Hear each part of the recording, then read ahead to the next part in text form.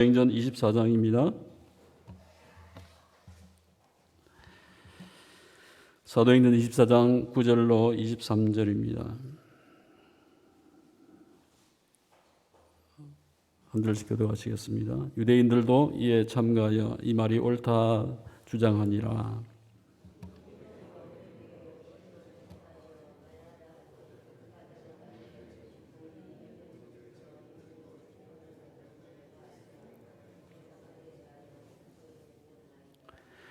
당신이 아실 수 있는 바와 같이 내가 예루살렘에 예배하러 올라간 지 12틀밖에 안 되었고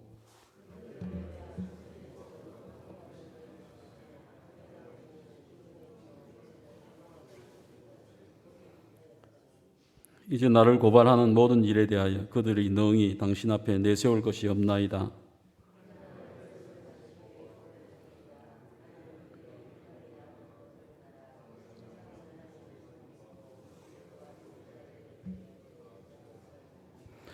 그들이 기다리는 바 하나님께 향한 소망을 나도 가졌으니 곧 의인과 악인의 부활이 있으리라 함이니이다.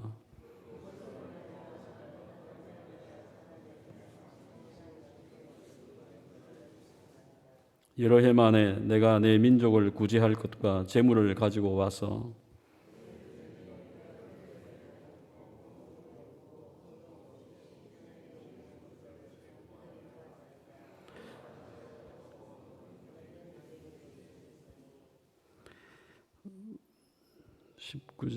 그들이 만일 나를 반대할 사건이 있으면 마땅히 당신 앞에 와서 고발하였을 것이요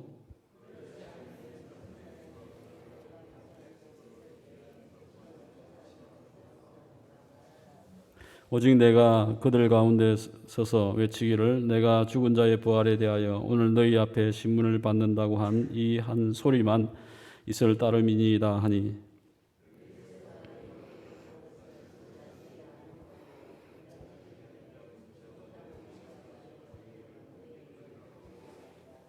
같이 읽습니다. 백부장에게 명하여 바울을 지키되 자유를 주고 그의 친구들이 그를 돌보아주는 것을 금하지 말라 하니라. 아멘.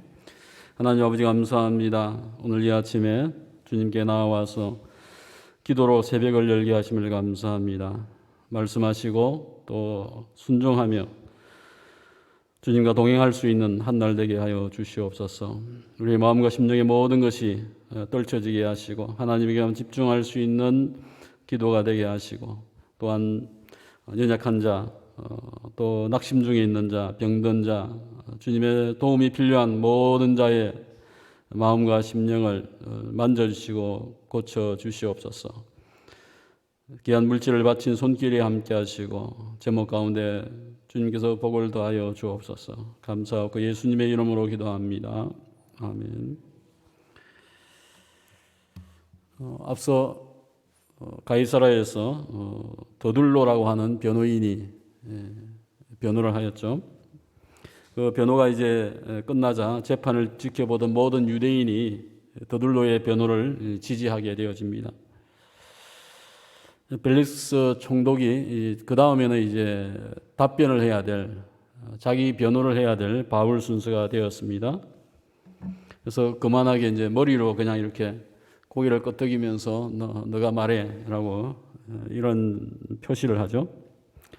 그래서 바울 사도가 이제 답을 하게 되어지는데 그는 먼저 벨릭스 총독이 장기간 여기에서 몇 년을 살고 있었기 때문에 유대 민족의 문화와 상황에 대해서 종교에 대해서 잘 알고 있을 줄로 압니다 라고 언급하면서 유대의 문화와 또 종교적인 상황을 잘 아시니까 재판을 공정하게 해달라 하는 이와 같은 표현이 되겠습니다. 하면서 바울 사도는 내가 이것을 당신께 고백하겠습니다 하면서 고백을 합니다. 그것은 무엇입니까? 나는 이단이 아니다라는 것이죠. 나는 내가 믿는 그 말씀을 쫓아서 하나님을 섬기는 자이다라고 이야기를 합니다. 그래서 바울 변호를 하는데 세 가지 요점이 있는데요. 첫 번째는 나는 소요를 선동할 만큼 예루살렘에 장기간 머물지 않았다고 하는 거죠. 12일밖에 안 됐다. 지금 내가 예루살렘에 올라간 지 여기까지 지금 가이사라에 오는 기간이 2주일도 안 됐다는 거죠. 그 짧은 시간 속에서 내가 어떻게 수많은 사람을 선동하고 소요를 일으켰겠느냐. 나는 오순절을 지키기 위해서, 예배하기 위해서 올라왔던 것이다 라고 이야기를 합니다.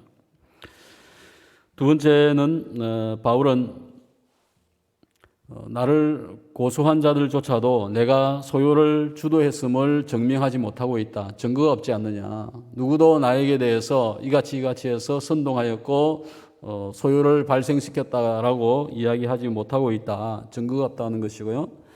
세 번째 변론은 무엇입니까? 그는 율법과 선지자의 글과 성경을 다 믿는다고 하는 것이죠. 나도 하나님을 섬긴다고 하는 것입니다.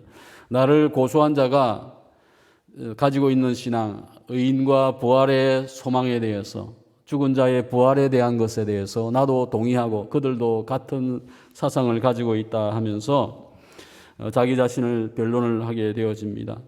하면서 16절 말씀 속에서 나도 하나님과 사람에 대하여서 하나님 앞에서 사람 앞에서 항상 양심에 거리낌이 없기를 힘씁니다 라고 이야기를 합니다. 거리낌이 없다고 하는 것은 죄를 짓지 않는다고 하는 거죠. 깨끗하고 또 범법하지 않은 그와 같은 삶을 이야기합니다. 내가 믿는 신앙이 있기 때문에 그 신앙에 근거해서 내 양심에 부끄럽지 않게 지금 살고 있다고 이야기합니다. 하면 바울 사도가 항상 양심에 거리낌이 없이 힘쓴 이유가 무엇입니까? 오늘 본문 속에서는 그리스도에 대한 부활신앙 때문이었다라고 이야기합니다. 내가 죽었다가 내가 다시 살 것인데 그때 의인이 되어서 부활할 것이냐 아니면 악인이 되어서 부활할 것이냐, 모든 인생이 다 부활하는데 그 부활신앙이 있기 때문에 그 믿음 때문에 내가 참 선하게 살려고 하였고 하나님 앞에서 살려고 하였다라고 고백을 하고 있는 것입니다. 다시 이야기해서 믿음이 있으니 양심이 생동을 합니다. 살아서 움직인다고 하는 것이죠. 믿음이 없으면 자기의 소욕을 쫓아서 살게 되어집니다. 왜냐하면 부활 소망이 없기 때문이죠. 오늘 바울 사도가 그의 신앙은 이 부활 신앙에서 비롯되었고 또한 그것 때문에 자기가 양심을 지켜서 산다라고 이야기합니다. 악인의 부활을 원하지 않는다고 하면 믿음을 지키기 위해서 거짓과 악을 멀리하여야 한다고 하는 이야기죠. 17절 말씀 속에서 그가 이방인의 구제금에 대해서 이야기합니다. 자기가 이방인 지역에서 구제금을 모아서 그것을 예루살렘에 가져와서 사용했다고 하는 거죠. 바쳤다고 하는 이야기를 하고 있습니다. 바울 사도가 이 구제금에 대해서는 앞에서 언급을 하지 않았지만은 그는 이 자체가 중요한 것은 아니다라고 생각했던 것 같습니다. 하지만 여기에서 그는 구제를 위해서 재물을 가지고 왔고 예루살렘에서 그것을 헌금을 하였고 그것이 좋게 사용되어진다는 얘기겠죠. 이것은 바울 사도의 사역이 물질을 빼앗고 남을 해치는 것이 아니고 오히려 기금을 내어놓는 거죠. 구제하고 남을 도와주는 사역이다. 이와 같이 변론을 하고 있는 것입니다. 그는 다시 그가 소요를 이끌지 않았음을 주장합니다. 나를 고소했던 자가 아시아에서 온 유대인이었는데 지금 아무도 없지 않느냐. 나를 고소했다고 하면 여기 와서 나를 지금 고소하고 있어야 되고 증거를 가지고 와야 되는데 왜 아무도 오지 않았겠느냐. 그것은 이미 예루살렘 사내들인 공회에서 제목이 없고 증거가 없었기 때문에 여기까지 고소하지 않은 것이다 라고 하면서 이야기를 합니다. 지금 이 이야기는 더들로 변호사가 언급하지 않은 부분이죠. 자기한테 조금 자기네에게 좋지 않은 내용이기 때문에 아시아에서 온 유대인에 대한 이야기는 증거에 대한 이야기를 하지 않았었습니다. 하지만 바울 사도가 그 약점을 알고 그 부분을 이제 밝히고 있는 것이죠. 그래서 마지막에 22절 속에 보면 벨릭스가 이 도에 관하여서 자세히 알고 있었다라고 이야기하고 있습니다. 기독교에 대해서 그 당시에는 기독교라는 명칭이 없었지만 그리스도인의 그 신앙에 대해서 알고 있었다고 하는 것이죠. 적어도 몇 년 동안 그가 여기서 살고 있었기 때문에 그는 기독교에 대한 영향을 알고 있었고 그것이 무엇인지를 자세히 알고 있었다라고 이야기하고 있습니다. 아마도 그의 아내가 유대인인데 그 유대인이 기독교에 대한 관심 속에서 남편에게 이야기하지 않았을까, 또는 이미 복음이 그만큼 편만했다고 하는 얘기죠. 총독이 알고 있어야 될 만한 중요한 정보였고 기독교의 번성이 전파가 이미 어느 정도 이루어졌다고 하는 것을 생각해 볼 수 있습니다. 23절 속에서 벨릭스는 이제 판결을 해야 될 상황에서 즉시 판결하지 않고 이 소송권을 연기합니다. 그는 바울 사도가 무죄하다고 하는 것을 이미 인식을 한 거죠. 특별한 죄도 없고 이 친구는 로마 시민인데 분명한 혐의점이 없는 가운데서 어떤 판결을 할 수 없는 것이죠. 분명히 바울 사도가 무죄하다, 이 친구는 무죄하다라고 이야기했을 때 어떤 문제가 생기겠습니까? 아나니아와 제사장들과 많은 유대인이 또 막 벌떼와 같이 일어나서 또 소동을 일으킬 수 있으니까 그는 여기서 재판을 일단 유보하는 모습을 취하고 있습니다. 그는 팩트를 더 확인하기 위해서 천부장 루시아가 오는 것을 보아서 함께 판결하겠다라고 이야기합니다. 예루살렘에서 처음부터 그 상황을 지켜보았던 천부장이 온다고 하면 좀 더 정확한 판단이 있을 것이다라고 하는 것이죠. 오늘 벨릭스는 진정한 양심을 쫓아서 재판을 한 것이 아닙니다. 자기의 정치적인 목적과 이익을 위해서, 안정을 위해서 진실된 것을 미루고 그냥 대충 자기 자신이 편하게 재판을 하고 있는 모습을 보게 되어집니다. 벨릭스는 분명히 사도가 무죄한 것을 알면서도 바울을 또한 지키게 되어지고 지키게 합니다. 해서 자유를 주는 거죠. 그래서 감옥에 가두는 것이 아니고 자유를 주고 이미 헤롯 궁에 있으니까 안정된 생활 속에 있습니다. 그리고 친구들도 만날 수 있고 케어할 수 있게 기회를 주면서 본문이 마쳐지게 되어집니다. 오늘 바울 사도의 신앙의 근거가 무엇인지를 저희가 깨닫게 되어집니다. 그것은 예수님의 부활과 또 자기의 부활 신앙에 있었다고 하는 것이죠. 예수님께서 고난받으시고 부활하신 것과 같이 나도 죽어서 부활할 것이다. 그때에 내가 의인의 부활 속에 있을 것이냐 악인의 부활 속에 있을 것이냐 하는 것 속에서 그와 같은 의인의 부활을 소망하였기 때문에 하나님 앞에서 인간 앞에서 양심을 쫓아서 자기가 거리낌이 없는 생을 살기를 원했다고 하는 것이지만 벨릭스는 자기의 이익과 목적을 위해서 거짓을 묻어주고 공의를 행하지 못하고 있는 것을 보게 되어집니다. 오늘 저희는 체면과 자신의 욕심 때문에 양심을 속이는 상황은 없어야 할 것입니다. 저희는 의인의 부활과 악인의 부활 두 가지를 다 이해해야 합니다. 의인의 부활만 알고 있다고 하면 나중에 그것이 중요한 것이고 우리에게는 분명한 의인의 부활밖에 없지만은 악인의 부활도 존재한다고 하는 것을 기억해야 합니다.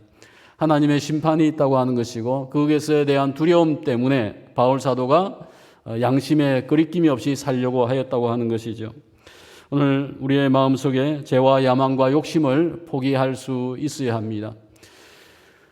그것을 포기하자니 내가 이미 구원받았으니까 나는 이미 의인이니까 나는 의인의 부활을 할 것이니까 라는 그 소망만이 아니고 내가 주 앞에서 범죄하게 되어지면 내 욕심과 죄를 가진다고 하면 그 부활 속에 동참할 수 없다고 하는 것을 기억해야 합니다.